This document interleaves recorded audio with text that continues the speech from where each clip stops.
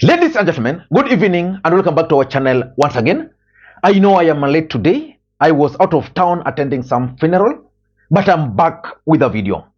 And in this particular video, I want us to ask ourselves and try to answer one of the questions which most Kenyans have been asking themselves.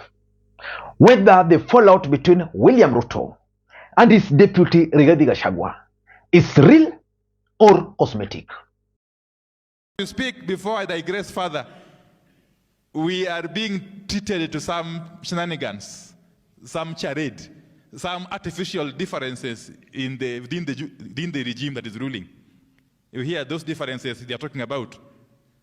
Those are diversionary tactics, so that citizens can stop focusing on these punitive taxes. Kenyans are not bothered who is right or wrong within Kenya Kwanza. That is their problem, okay? But Kenyans are overly concerned about rising taxation, the ever-rising taxes that affect their daily lives at a personal level. So these taxes, some of them are actually laughable. And of course, the talks about the two gentlemen falling out began last year. And some few weeks ago, I think 3 weeks ago, Kenyans were treated to drama when Rigathi Gachagua refused to attend certain functions because he was denied access to use military chopper. And Rigathi Gachagua came back, and we've been seeing his body language. And from the body language, we can easily conclude that the two gentlemen have actually fallen out. I want you guys to watch this clip when there was that national prayer breakfast, when Rigathi Gachagua was receiving the president, and tell me what you observed from that clip. Forget about Wetangula and Rigathi Gachagua. Just tell me the body language of Rigathi Gachagua and the president at that time.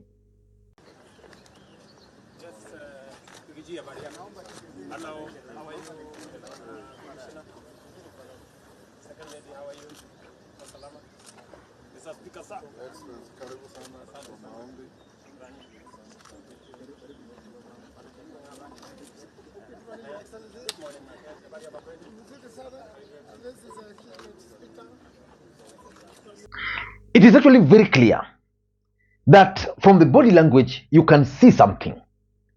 You can sense there's a problem. Even from the attacks between their allies, you can sense that there is something. So mimi nataka niambia hawa watu, tafuteni mtu mwingine kwanza wa kutisha. Mimi nilipita vitisho kitambo. Mimi ni mtu nimefanya vita mingi. Hiyo vita yenu ni kidogo na ni baridi. Mambo ya ukabila. Mtu unasimama na unaongea kuhusu ukabila. Unaanza kusema sijui huyu ni Mkeyo, huyu sijui ni nini. Sasa jameni, hii nchi tutaendesha na ukabila. We also want to announce that our communication platforms, that is the Facebook official UDA Facebook page, has been hacked by an unknown person called Brian Khaniri, who is not a member of the Secretariat. I would like to urge the general public to ignore any communication moving forward.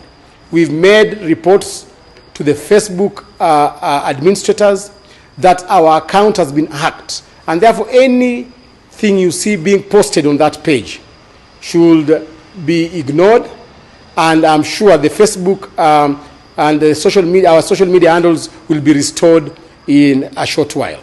Otherwise, members of the UDA party, you should relax. You should know that mwaka wa 2007 na mimi kama kiongozi siwezi kubali watu wa Mount Kenya tudanganywe tena, tujitenge na Wakenya wale wengine.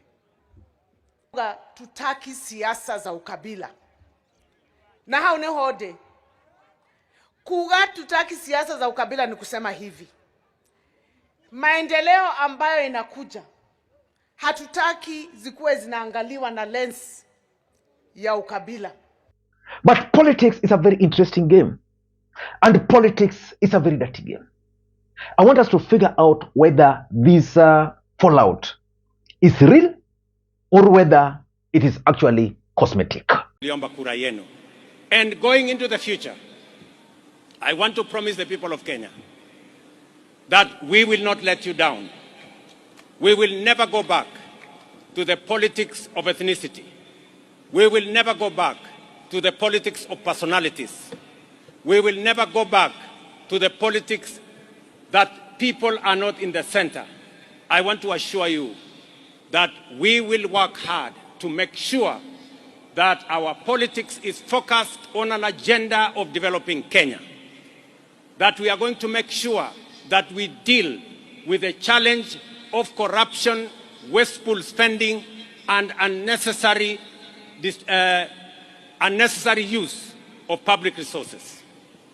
We are going to ensure that we drive the agenda of Kenya in the manner that will benefit all regions and every part and every Kenyan the same way. But before you do that, for those who are watching this channel for the first time, please take a second or two, click the subscribe button so that next time we produce a video like this, YouTube will automatically notify you. And to the subscribers, I want to continue thanking you guys for your continued support. Because without that support, this channel cannot be where it is. Ladies and gentlemen, without any further ado, allow me to dive in. But before I dive in, allow me to also introduce you guys to LemFi. LemFi is a mobile app for users in the UK, Canada, and the United States of America to send money to Kenya at zero fees. They offer the best exchange rates, and the money will be delivered directly to either M-Pesa account, Airtel Money account, or if you want, directly into your bank account. You can use my link to download the app and you'll get some discount. Ladies and gentlemen, is the fallout between William Ruto and Rigathi Gachagua real, or is it cosmetic? The other day we saw Rigathi Gachagua refusing to go to the airport to receive William Ruto. And on that particular day, Rigathi Gachagua decided to take the war to William Ruto's home county of Uasin Gishu. He was received by the leaders there. The next day, Rigathi Gachagua attacked one of William Ruto's key ally, Oscar Sudi. And I thought, and I want also to advise members of parliament from this region, nikiwa mzee, nikiwa msaidizi wa rais, kila mtu achunge constituency yake. Stay in your constituency. Sasa wewe umechaguliwa pahali ingine, interest yako kesasi ni gani? Uko na interest. Sasa wewe unakuja kuangaisha mjumbe na wewe uko na kwako. Mimi hiyo maneno staki. Kila mtu amechaguliwa kwake. Wewe ukiona unataka keses, goja next election, toka kwako, kuja uombe kura hapa keses. What we don't want is political tourism. what is really happening? And of course, I've been reading opinions, and there are those who believe very strongly that this fallout is actually cosmetic, and they are giving some justifiable reasons. For example, they're saying, number one, that the alleged fallout is part and parcel of Kenya Kwanza's strategy to divert the attention of the country from the elephant in the room, which is the finance bill. The finance bill is emotive. That finance bill has certain clauses which are going to punish Kenyans. So they don't want Kenyans to focus on that finance bill. And that's why when you listened to that clip by Opi Wandai, it's very clear that it is intended to divert the attention of the country from the finance bill. Remember, the finance bill of 2023-2024 is what has caused much pain to the country. And indeed, this one is going to be worse. And Kenyans were like really going into it to digest and pick any other punitive taxes which are being introduced. Then they came up with this narrative of fallout. So every weekend, Kenya Kwanza are fighting. Kenya Kwanza are fighting, and Kenyans are clapping for them. And therefore, there are those who believe that it is intended to actually achieve what is being achieved, divert the attention of the country from the finance bill. There are also those who believe that this cosmetic, in quote, the cosmetic fallout between Ruto and Rigathi Gachagua is intended to counter the Limuru 3 momentum. that there's a strong feeling in Kenya Kwanza that the mountain was actually drifting away from the grip of William Ruto. And it was also drifting away from the grip of Rigathi Gachagua. Generally, there's a strong feeling that Kenya Kwanza was losing it in the mountain. So as part of their strategy, they decided to create a wedge between Ruto and Rigathi Gachagua. And then the Kikuyu nation will then come together to defend one of their own. And that's why the Kikuyus are now rallying around Rigathi Gachagua with the intention that after the temperatures shall have cooled, Rigathi Gachagua shall have emerged as the kingpin. And therefore, their campaign will be easy because, of course, they'll be fighting. Then Ruto will just say, my running mate, I'm still going to the election with Rigathi Gachagua. But Rigathi Gachagua shall have consolidated the mountain and prevented the Limuru 3 proponents from running away with the voters. So there are those who also believe that is the main reason why the fallout is cosmetic. And of course, there are also those who are also saying that the intention of the fallout is to allow William Ruto to consolidate the Luhya nation.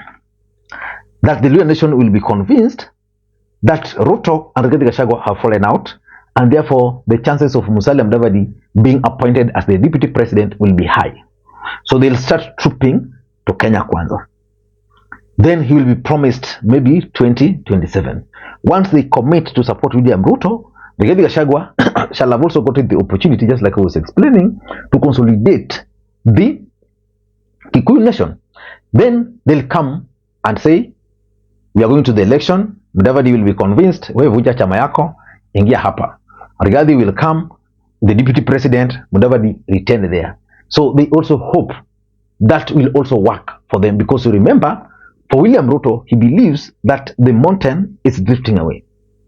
And the only sure bet of retaining the mountain is by coming up with such kind of strategies that can make the mountain to see Rigathi Gachagua as their own defender. Then they'll say, okay, Rigathi Gachagua has again bulldozed William Ruto to nominate him as the running mate. And of course, number 4, there are those who are saying that the intention is generally to cover the Kenya Kwanza failures. That Kenya Kwanza have failed so far badly, and for them to divert the attention of the country from discussing the failures of Kenya Kwanza, Kenyans are now discussing the politics of Rigathi Gachagua Mount Kenya, the politics of William Ruto, the politics of Oscar Sudi, how Ruto is going to lose, how Rigathi Gachagua is going to be shortchanged. So Kenyans will now not focus on Kenya Kwanza failure. Because if I may ask you, William Ruto is in power now, this is the second year, almost coming to an end. Is there any project which you, as the viewer or subscriber on this channel, is there any project that you can confidently say has been initiated and executed under William Ruto's regime? None. So those who believe that the fallout is actually intended to cover for Kenya Kwanza failures are also there, and they are the majority. But what about me? For me, I've been debating about this issue, but I'm convinced that this fallout is real. And the person who is going to bring William Ruto down is not Raila Odinga, it's not Kalonzo Musyoka. That person is none other than Rigathi Gachagua. Why do I strongly believe that the fallout is indeed true? For those who follow this channel, I've always maintained that in politics, there are only 2 constants. The first constant in politics is the interest. Is the interest of William Ruto and those of Rigathi Gachagua still converging? For me, their interests are no longer converging. Why? Because in 2022, William Ruto's interest was how to deal with Uhuru Kenyatta. Uhuru Kenyatta is now out of the picture. I don't think Uhuru Kenyatta is now the main reason why William Ruto would pick a running mate from the mountain. And because their interests are no longer converging, Because the only value Rigathi Gachagua was bringing to William Ruto was the ability to fight Uhuru Kenyatta, to fight the Kenyatta family. Now, that will not be a factor. And because that will not be a factor, I doubt if this fallout is not true. It is true because the interests are not converging. And anytime the interests of politicians are not converging, what happens? Betrayal. So William Ruto is finding a way of doing away with Rigathi Gachagua. But Rigathi Gachagua is also not taking it lightly. Rigathi Gachagua is also countering William Ruto's moves. So for me, the main reason why I believe it's real is because of the ideology.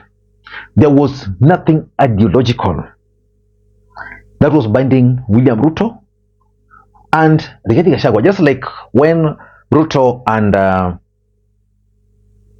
Uhuru entered into formed coalition, which was called Jubilee. I mean, there is nothing that Ruto shared with Uhuru Kenyatta in common. Just like Raila Odinga and Kalonzo. They are different ideologically. They might work together, but ideologically, they are not bonding. Someone like Raila Odinga can easily work with Martha Karua, for example. Kalonzo can easily work with Mudavadi. But now, bringing Kalonzo to work with Raila, they might work together, but there is nothing ideological that is binding them. The only thing that is binding them is the politics of the moment. Number two, the tender wars. Let's face it. The main reason why Ruto and Rigathi Gachagua are falling out is because of tender wars. If you were to dig, and I'm still digging, you'll realize that there is serious tender wars between Ruto and Rigathi. Maybe Ruto anakula mingi. And by Ruto eating alone, Rigathi Gachagua is not happy because he believes the mountain voted for Ruto. So he's inciting the mountain. And because politics is about interest, William Ruto is fighting back.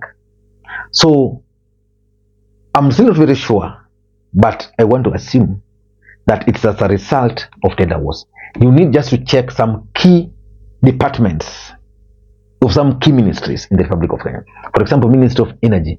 You just need to know which people have been fired from key positions, which people have been appointed to key positions, and tabulate their tribes, and you'll get where the problem is.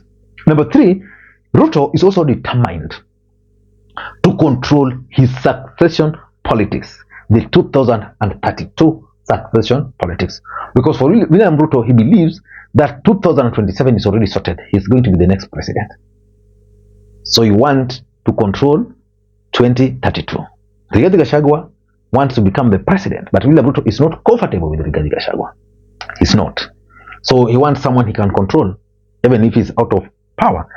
Ruto does not want the thing that befell Uhuru Kenyatta to also affect him. So he's determined to control his succession politics. And Rigathi Gachagua is not part of that equation. So Rigathi Gachagua is very angry, and the fallout is actually real. And lastly, politics of betrayal.